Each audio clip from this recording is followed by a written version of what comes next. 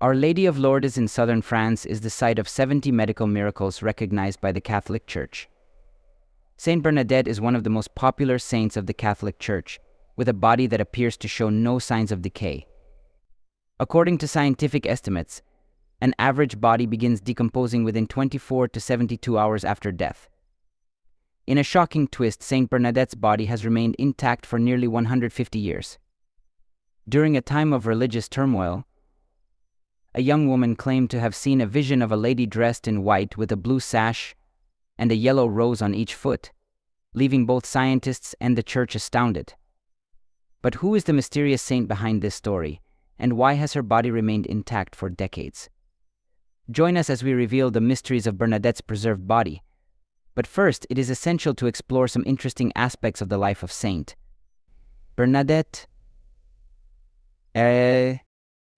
Saint Bernadette of Lourdes, born Bernadette Soubirous, was the eldest daughter of a miller from Lourdes, France. She is best known for her spiritual encounters with a beautiful young woman dressed in white, who appeared to her in a cave grotto and requested a chapel be built there. Between February and July 1858, these apparitions occurred, and the young woman identified herself as the Immaculate Conception. This led to a series of investigations by the French Catholic Church, and in 1862, Bernadette's accounts were deemed worthy of belief, and the Marian apparition became known as Our Lady of Lourdes. In 1866, Bernadette joined the Sisters of Charity in Nevers, where she spent her final years. Her body is believed to remain incorrupt to this day. The grotto where the apparitions took place has since become a major pilgrimage site. Approximately 5 million pilgrims of various denominations visit the sanctuary of Our Lady of Lourdes each year. Pope Pius XI beatified Bernadette in 1925 and canonized her 8 years later. Despite her saintly status, Bernadette's life was marked by hardship. France was facing a difficult period, and her family endured extreme poverty. Historical records show that she was a frail child, suffering from persistent illness, and she reached a height of only 1.4 meters 4 feet 7 inches. Bernadette contracted cholera as a toddler and suffered from severe asthma her whole life. Contrary to some popular depictions, Bernadette had limited proficiency in French, as she began formal studies at age 13 and primarily spoke the Occitan dialect of her native Pyrenees region. By the time of the grotto events, Bernadette's family lived in a single-room basement, which had previously served as a jail, known as Le Cachot. This cramped and dismal space reflected their severe financial and social hardships, showing a stark contrast between Bernadette's humble beginnings and her extraordinary visions. The visions themselves were remarkable. On February 11, 1858, Bernadette was gathering firewood near the Massabielle grotto with her sister and a friend when she experienced her first vision. She stayed behind to remove her shoes, and hearing a rush of wind, saw a wild rose in movement. A dazzling light appeared, revealing a white figure. This vision was the first of 18, in which Bernadette saw Aquero, or that one, the Virgin Mary. On February 18th, the vision instructed Bernadette to return daily for a fortnight. Known as La Quinzaine Sacrée, this period of near-daily visions drew the curiosity and skepticism of the townspeople. Though some questioned her mental health, Bernadette's accounts remained consistent and emphasized messages of prayer and penance. In late February 1858, she claimed the vision told her to drink, wash, and eat the herbs from the grotto as penance. Surprisingly, the muddy water of the grotto turned clear the next day. On March 25th, during the 16th vision, the apparition declared, "I am the Immaculate Conception." Despite rigorous questioning by both the church and government, Bernadette remained steadfast in her story. The grotto's spring water has since been credited with many miraculous cures, with over 70 officially recognized by the Lourdes Medical Bureau. Bernadette's visions brought her unwanted attention. To escape, she enrolled in the hospice school run by the Sisters of Charity in Nevers, where she later joined the convent and took the name Marie Bernard. However, Bernadette's health, weakened by tuberculosis, deteriorated, and she succumbed to her illness at age 35 on April 16, 1879. But her story didn't end there. Her body was exhumed in 1909, 1919, and 1925, each time showing remarkable preservation. During the first exhumation, witnesses noted her body was almost fully intact, despite oxidation on her crucifix and rosary. Her incorrupt body is now displayed in a gold and crystal reliquary at the convent in Nevers. Lourdes remains a major pilgrimage destination, and Bernadette's relics continue to be venerated globally, including a recent tour in the United States. Today's saint. Bernadette's life and visions are a profound testament to faith, resilience, and mystery that continue to inspire and draw millions to Lourdes each year. On a cold evening during the middle of a workweek, people gathered at St. James Church in Northern Virginia to witness a unique exhibit near the nearby parish hall. In September and October 2022, these relics were showcased at around 50 locations across England, Scotland, and Wales, including Westminster Cathedral and Carfin Lourdes Grotto.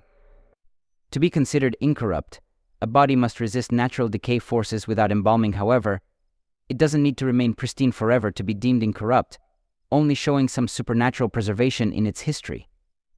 Many incorrupt bodies recognized by the Catholic Church, like that of Saint Bernadette, have received artificial enhancements to preserve their appearance.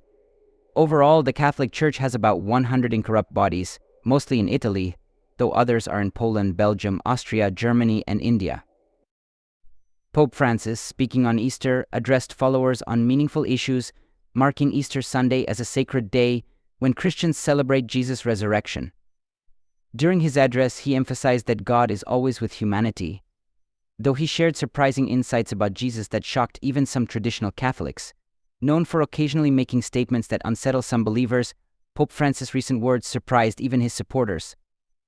To understand his views, we must examine his approach to leading the Catholic Church. Born in Buenos Aires, he gained fame for a simple lifestyle dedicated to serving the poor and marginalized. Rejecting the apostolic palace, he chose a modest Vatican guest house, displaying humility.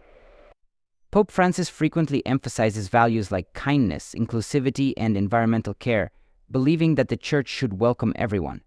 His outreach extended beyond Catholics, encouraging interfaith understanding. Balancing Catholic doctrines with modern life, Pope Francis works to retain the Church's essential beliefs while adapting them for today's world. Advocating for the less fortunate, he says some of the happiest people are those with little.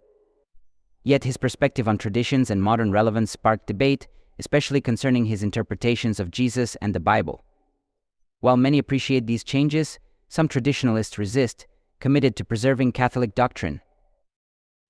One of Pope Francis' significant teachings is the deeper meaning of Bible stories, which he argues offer life lessons relevant today. He believes Genesis, for example, goes beyond creation, symbolizing humanity's connection to God and responsibility to care for Earth. This viewpoint, while appealing to some, concerns conservatives who argue for a literal Bible interpretation. Supporters, however, find this approach deepens the Bible's relevance. Pope Francis' stances on issues like blessing same-sex couples have stirred controversy, with some suggesting he's altering core beliefs. In 2018, he denounced the death penalty as always wrong, marking a shift from past church positions which had allowed it under certain conditions. This change met with backlash from some theologians and leaders who accused him of deviating from tradition. In letters published on LifeSite News, critics claimed Pope Francis was altering Catholic doctrines, especially regarding marriage, morality, and forgiveness. They charged him with heresy and demanded his removal. These concerns tie back to the Second Vatican Council's shift in biblical interpretation, which introduced historical and cultural context, igniting debates that continue today. Traditionalists worry about maintaining unchanging values, while Pope Francis supporters argue that adaptation helps the Church remain relevant. Central to Pope Francis' teaching is a call to emulate Jesus' love and compassion, challenging Catholics to apply gospel values daily. His sermons emphasize mercy, understanding, and seeing the good in others, mirroring Jesus' approach.